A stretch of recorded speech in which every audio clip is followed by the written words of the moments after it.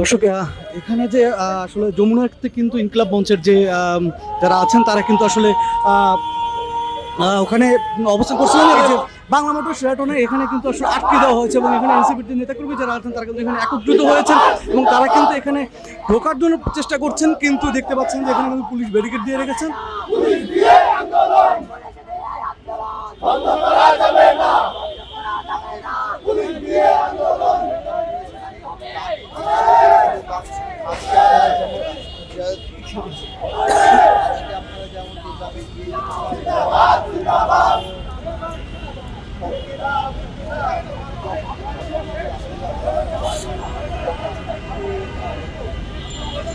এখানে দেখা যাচ্ছে যে এখানে কিন্তু পুলিশ এবং যে এনসিপি নেতাকর্মী যারা আছেন ইনকিলাব মঞ্চের যে যারা আছে তারা কিন্তু সবাই একত্রিত হয়েছে এবং মুখোমুখি অবস্থানে আসলে অবস্থান করছে এবং যমুনার সামনে এই যে এরিয়াটা কিন্তু আসলে 144 ধারা আসলে জারি করা হয়েছে